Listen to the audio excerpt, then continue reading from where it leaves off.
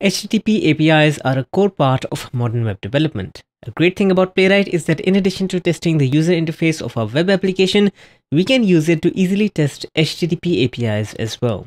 To demonstrate this, we have a very simple to-do MVC style application that works on top of an HTTP API. When the application loads, it requests all the currently defined to-dos by making an HTTP call to get all. You can see that the application is currently not showing any to-dos, and this is verified by the getAll response as well, which returns an empty items array. Now let's add a simple to-do into the UI, for example, buy milk.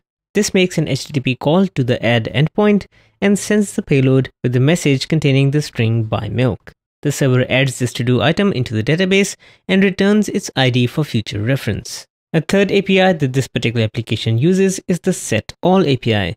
This comes into action, for example, if we mark all of the to-dos as completed. Here you can see that a request has been made to the setAll API with an updated list of to-dos such that all of the items have completed set to true. For this particular API, the server simply responds with a JSON payload with status success. While it's a good idea to understand the objectives of an API from a user interface viewpoint, when you are working on the API, it is best to play around with it in isolation.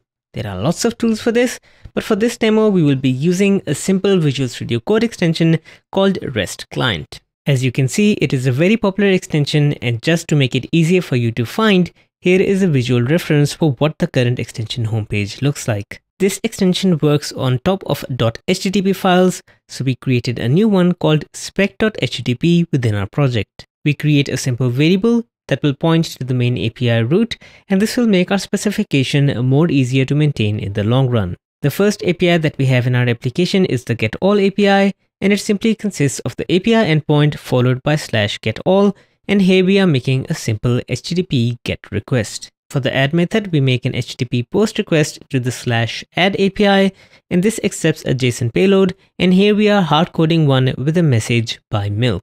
And finally, we have the setAll API, which is a put method that also accepts a JSON payload. And here we are providing an empty items array to essentially clear any to-dos that the server might currently have. We currently have no to-dos in the backend, so if you make a getAll request, you can see that we get back an empty items array. Next, we add a to-do to buy milk, and the server comes back with a new ID for this to-do. Now, if you try to get all the to-dos, you can see that the items array consists of the single to-do buy milk. Finally, if we send a request to setAll with an empty items array and then try to get all the to-dos, we get back an empty items result, which is exactly what we expect.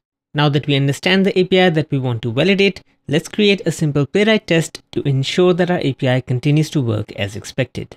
We start off with an empty Playwright tests file called api.spec.ts. We bring in the usual suspects of test and expect from Playwright test, and then we define our first test, which verifies that we should be able to clear all the current items. Just like we have previously accepted the page fixture within our Playwright test, here we are accepting the request fixture. We use the request object to make HTTP requests. For example, we can make a put request to the setAll API and provide it a data payload that consists of an empty items array. This comes back with a promise, and we simply await that to get the final response. The response has a number of methods on it. For example, we can use response.ok to make sure that the response succeeded. We can additionally look at the status by itself as well, and we expect the status for this particular HTTP response to be 200. And similarly, we can even parse the response as a JSON object by using the JSON method, which again returns a promise, and we simply get that final value by using await. In this particular case, we are asserting that that response object is going to be equal to status success. To ensure that this does indeed clear all the items in the backend, we make another GET request to the getAll API endpoint. We make sure that that is okay and that is status 200. And then we also ensure that the response contains an empty items array, thus verifying that the setAll works as expected. And now for the moment of truth, let's just execute this test using Playwright. And as you can see, it passes with flying colors, and also it runs extremely quickly. With Playwright, it is perfectly fine to create local utility functions in our test files. Additionally, in this particular example, Playwright is installed as a part of our web application, which is something that we covered in a previous lesson. So we can even take it a step further and bring in some common types to make it easier to create these utilities and then to write these tests. Within an empty spec file, we bring in the usual suspects of test and expect, but we also bring in an additional import called API request context. This is the type that represents the request fixture that we previously used in our test function. Next, we bring in some types for the common data structures within our application. This includes the to-do item type, as well as the request and response structures for the setAll, add, and getAll HTTP endpoints. We define our API root as a simple variable so that we don't need to keep copy-pasting this all over our codebase. And then we define our first utility function called setAll. This function expects to be passed in the request fixture, which we annotate as API request context, and then a data payload, which we annotate as setAll request. The body of this utility function is going to be pretty simple. We use the request object to make a put request to API/setAll and provide it the data payload. Then we simply return an object consisting of the response as well as the parsed JSON, which we annotate as setAll response. Now that we have this utility created, the other utilities are going to follow a similar pattern. We have the add utility, which takes the request fixture, a data of the type add request, makes a request using post to the add endpoint, providing the data payload, and then again returns the response and the parsed JSON. Finally, we have a utility for our getAll endpoint, which only takes a request fixture as the get endpoint doesn't take any payloads, and we simply use request.get to get the response and again once more return the response and the parsed JSON. And that's it for the utilities.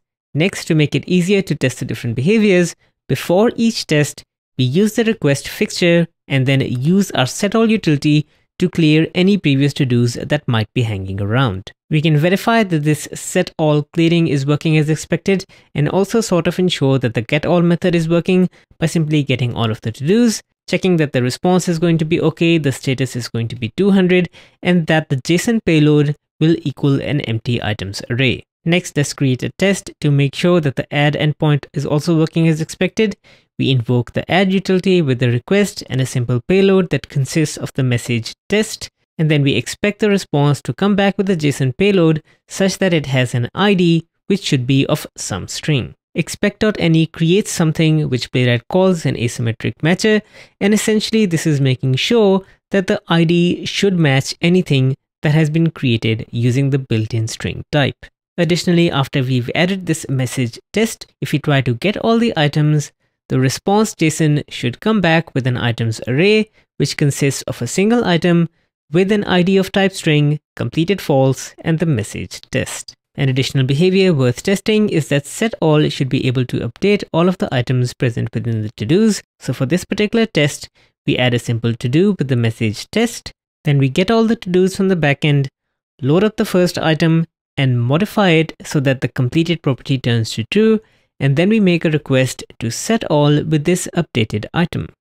And now if we make a request to getAll again, then the response should match this updated items array. There are lots of other tests that we could write for this API as well, but these cover it enough to give us confidence in its current usage. And now for the moment of truth, let's just run all of these tests within api.spec.ts through Playwright, and no surprise, all of them pass because our API is working as expected and our tests are making sure of that simple fact.